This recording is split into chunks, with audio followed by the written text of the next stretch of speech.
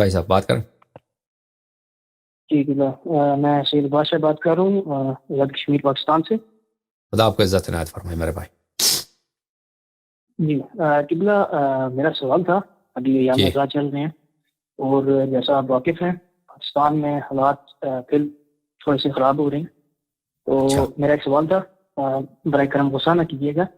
ابھی کیونکہ تبرہ ہمارا جو ہے وہ ایک ظاہرہ فروردین میں سے ہے اور بڑے سے کھلی ہے، تو حالات کی پیش نظر جس طرح کے حالات چل رہے ہیں ہم اس طرح کی کوئی بات نہیں کرنا چاہتے جس کی وجہ سے اور حالات خراب ہوں. جیسے آپ کو پتا ہے کہ گلیت میں بھی پرابلمس ہوئے ہیں کچھ، اور پنجاب سینٹرل پنجاب کی کچھ ایریاز کے اندر بھی ایشوز ہو رہے ہیں جہاں پہ ان لوگوں کو پکڑا جا رہا ہے کہ جو لوگ خلقۂ ثلاثہ کے اوپر یا ازواج کے اوپر کچھ بھی تبرہ کچھ بھی نہیں کرتے لیکن پھر بھی ان کے ساتھ زیادتی کی جا رہی ہے، ظلم کیا جا رہا ہے.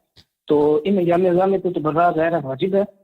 تو ہم اس پہ اتفاق کر سکتے ہیں کہ ہم صرف یہی کہیں کہ دشمنان اہل بیت پہ لعنت، جس سے نہ اہل سنت کو کوئی فرق پڑتا ہے، نہ ہمیں کوئی فرق پڑتا ہے، نہ کسی اور کو کوئی فرق پڑتا ہے. جی بالکل بالکل. کہ ہم نام لے لیتے ہیں کیونکہ یہ کافی زیادہ آج کل مختلف ممبردوں میں یہ ہو رہا ہے. دیکھیں یہ جی جناب بہت مہربانی، آپ ہم جواب دیں گے اس کا. یہ تو تقیہ تو واجب ہے. یہ کوئی اگر مثلا آپ کے جان و مال کو خطرہ ہے یا آپ کے عزت و آبرو کو خطرہ ہے، اس میں تقیہ کرنا واجب ہے. اور اس کا مطلب یہ ہے کہ کوئی ضروری نہیں ہے کہ آپ سب کے سامنے لعنت کریں، بلکہ تقیہ کا مطلب یہ ہے کہ آپ تعریف بھی کر سکتے ہیں نا، آپ تعریف بھی کر سکتے ہیں، خلفاء کی تعریف بھی کر سکتے ہیں. ہم بشرط کہ یہ تقیہ ہو، دل و ایمان سے نہ ہو، تقیہ ہو. تو اگر مثلا وہاں پہ حالات خراب ہیں آپ لعنت کریں تو یہ حرام ہے، اس طرح نہیں کر سکتے. بلکہ اس کو لعنت نہ کریں، بلکہ یہی کہنا کہ دشمنان اہل بیت علیہ السلام پہ لعنت، اگر اس سے بھی حالات خراب ہوتے ہیں تو یہ بھی چھوڑ دیں. یہ لازمی بات ہے کہ تقیہ کرنا یہ لازم و ضروری ہے. اور تقیہ کے حالات مختلف ہوتے ہیں، تقیہ کے اسباب بھی مختلف ہوتے ہیں. جب بھی آپ کو یعنی خطرہ ہو اپنے جان پر، مال پر، عزت و آبرو پر، تو آپ تقیہ کر سکتے ہیں.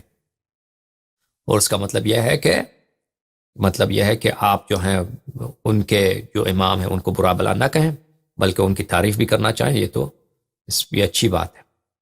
اور یہ اہل بیت علیہ السلام نے اسی کا حکم دیا ہے. ٹھیک ہے. حضرت امام صادق علیہ السلام سے روایت ہے کہ انہوں نے زرارہ سے کہا کہ زرارہ، اگر کوئی شخص امیر المؤمنین علیہ السلام کو گالی دے تو تم کیا اس کو اس ساتھ کیا کرو گے؟ زرارہ نے کہا کہ میں تو اس کا کال اتار دوں گا، اس کے چہرے کا کال اتار دوں گا. امام صادق علیہ السلام نے فرمایا کہ میں ایسا نہیں کرتا. میں بہت دفعہ مسجد جاتا ہوں تو ایک شخص ہوتا ہے ساتھ میں، وہ امیر المؤمنین علیہ السلام کو گالی دیتا ہے، تو میں مسجد کا جو ستون ہوتا ہے نا، مسجد کے ستون کو اپنے اس کے درمیان پردہ بناتا ہوں تاکہ وہ یہ سمجھے کہ میں نے نہیں سنا ہے. اور بعد میں آ کر میں اس سے مصافحہ کرتا ہوں، اس کا حال احوال پوچھتا ہوں کہ کیسے ہو، خیریت سے ہیں آپ بھائی، ٹھیک ہے. حالانکہ وہ اتنا خبیث آدمی ہے کہ اس نے امیر المؤمنین علیہ السلام کو گالی دی ہے اور امام علیہ السلام نے سنا بھی ہے. تو یہ کس لیے ہوتا ہے؟ یہ اس لیے ہوتا ہے کہ آپ وہ امام صادق علیہ السلام ایسے معاشرے میں رہتے ہیں کہ وہ لوگوں سے احترام کرانا چاہتے ہیں، لوگوں سے دوستی کرانا چاہتے ہیں. اگر کسی شخص نے امیر المؤمنین علیہ السلام کو گالی دی ہے تو فرض کرے امام صادق علیہ السلام اس کے ساتھ جھگڑا شروع کر دیں، ٹھیک ہے نا، تو الٹا امام صادق علیہ السلام کو وہ بے حرمتی کریں گے یا کچھ ایسے غلط بات کہیں گے جس سے ان کی بے احترامی ہوگی، یا مذاق اڑائیں گے. کچھ دوسرے لوگ مذاق اڑائیں گے کہ دیکھو ان کے دادا کو گالی دیا، بے ان سے جھگڑا کر رہا. تو یہ تقیہ کی بات ہے کہ وہ کہتے ہیں کہ میں ان سے ہاتھ ملاتا ہوں، مصافحہ کرتا ہوں، ٹھیک ہے نا. تو جو شیعہ تھا زرارہ وہ کہتا ہے تو میں تو اس کا کال اتار دوں گا. امام علیہ السلام نے فرمایا یہ میرا سیرہ نہیں ہے. میرا سیرہ کیا ہے؟ میں اس شخص سے بھی ایسا دیوار کی ستون کے پیچھے ہوتا ہوں تو ستون کو پردہ بناتا ہوں جب وہ گالی دے رہا ہوتا ہے، تو اس کے بعد آ کے اس سے ملتا ہوں، مصافحہ کرتا ہوں، ٹھیک ہے. تو اس طرح لوگوں کے ساتھ اچھے تعلقات رکھنے چاہیے. انسان ایسا کام نہ کرے جس کی وجہ سے آپ کی جان، اپنے عیال کی جان خطرے میں ہو. جی بالکل، یہ اہل بیت علیہ السلام کا حکم یہ ہے. جی جناب السلام علیکم، بات کریں. جی جناب بات کریں. جی السلام علیکم. السلام علیکم. آپ کی آواز کسی کنویں سے آ رہی ہے، ایسا لگتا ہے کہ آپ کسی کنویں کے داخل سے بول رہے ہیں. جی آغا السلام علیکم. علیکم السلام ورحمۃ اللہ. جی آغا، میں ابھی عمار نقشوانی کی مجلس سن رہا تھا اور میں آپ کی بھی ابھی تقریر دیکھ رہا ہوں، اور میں پہلے تو آپ کو بتانا چاہتا ہوں کہ میں آپ کا بہت بڑا چاہنے والا ہوں، ہندوستان سے ہوں۔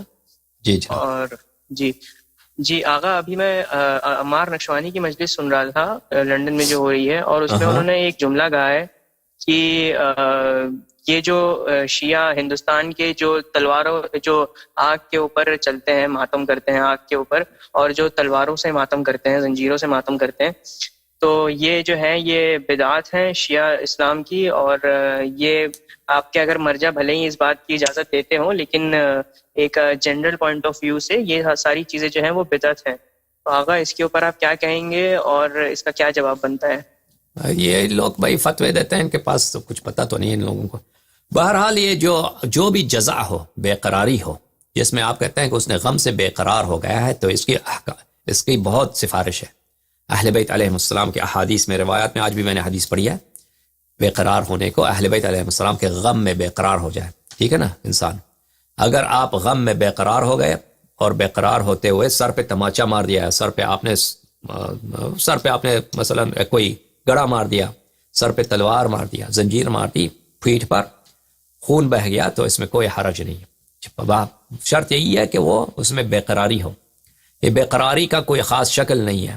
بے قراری آپ سینہ زنی سے کر سکتے ہیں، چہرے پہ تمانچہ بھی مار سکتے ہیں، اور اللہ آپ کا بھلا کرے پیٹھ پہ آپ زنجیر بھی مار سکتے ہیں، سر پہ تلوار بھی مار سکتے ہیں۔ یہ سب بے قراری کے مختلف، کہ غم میں کوئی شخص بے قرار ہو گیا ہے، بے قراری کے مختلف جو ہیں کیا ہیں، مظاہر ہیں، اطوار ہیں، اور یہ لوگ نہیں جانتے۔ یہ اب وہ سمجھتا ہے کہ دیکھیں مثلا کہتا ہے کہ کوئی حدیث نہیں ہے کہ آپ زنجیر زنی کریں، تو کوئی حدیث نہیں، سینہ زنی کی بھی کوئی نہیں نا۔ اس سے آگے چلیں، جلوس کا بھی کوئی حدیث نہیں ہے، کوئی حدیث ہے جلوس نکالنے کا؟ وہ بھی نہیں ہے، کوئی اس کا بھی نہیں ہے، سینہ زنی کا بھی نہیں ہے، جلوس نکالنے کا بھی نہیں ہے۔ تو آپ لوگ یہ کیوں کرتے ہو؟ کیونکہ ہم اس لیے کرتے ہیں کہ یہ جو ہے اجتماعی طور پر اہل بیت علیہ السلام نے حکم دیا کہ تم جزا کرو اور جزا کو ظاہر کرو، ٹھیک ہے نا۔ ہم جزا کرتے ہیں اور جزا کا اظہار کرتے ہیں۔ جزا یعنی بے قراری، ہم غم حسین علیہ السلام میں بے قرار ہو گئے۔ اب جو ہے ہندوستان، پاکستان، بہت سارے ملکوں میں یہ ہے، سینہ زنی بھی ہوتی ہے، سر کو بھی مارتے ہیں، چہرے پہ بھی مارتے ہیں۔ بہت ساری جگہوں میں ہے کہ وہ مٹی سر پہ ڈالتے ہیں نا، وہ بھی بے قراری ہے، اور قمع زنی ہوتی ہے یا زنجیر زنی ہوتی ہے۔ تو یہ سب ایک عام عنوان ہے جزا کے عنوان، بے قراری ہونے کے، بے قرار ہونے کے عنوان، یہ اس میں شامل ہیں۔ سمجھ میں آ رہی نا بات آپ کو؟ مثلا آپ کسی اس سے شادی کرتے ہیں، انڈین وومن سے شادی کرتے ہیں، انڈین وومن سے کوئی انڈین وومن، کوئی حدیث ہے کہ آپ انڈین وومن سے شادی کر سکتے ہیں؟ کوئی حدیث نہیں ہے بھائی کہ آپ ہندوستانی عورت سے شادی کر سکتے ہیں۔ تو کوئی مومن جا کے ہندوستانی عورت سے شادی کرے تو کیا یہ بدعت ہے؟ کیونکہ حدیث میں نہیں ہے، سنت میں نہیں ہے۔ سنت میں تو صرف یہی ہے کہ عرب سے یا کسی عجم سے اس سے شادی کرے یا رومی سے شادی کرے، ٹھیک ہے نا، اس میں ہندوستانی سے تو نہیں ہے۔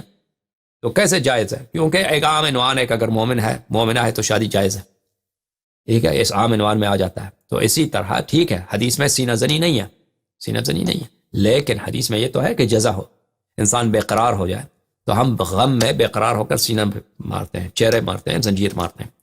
تو یہ لوگ جو بدعت کہتے ہیں ان کو کچھ نہیں معلوم، یہ بیچارے۔ بات سمجھ آئی بات آپ کو؟ جی ہندوستان بالکل غلط کہہ رہے ہیں یا صحیح کہہ رہا ہوں؟ بالکل صحیح کہہ رہے ہیں، بالکل۔ تو ان سے آپ اگلی دفعہ آپ کہہ دینا کہ جلوس جو نکلتا ہے یہ بھی بدعت ہے، پھر تو سینہ زنی بھی بدعت ہے، اس کی بھی کوئی حدیث نہیں ہے، ٹھیک ہے نا۔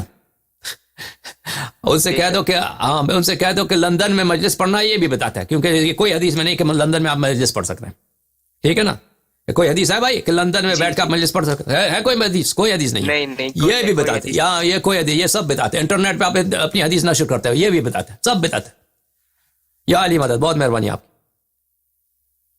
بہت بہت شکریہ، بہت بہت خدا آپ کو عزت دے، بہت مہربانی۔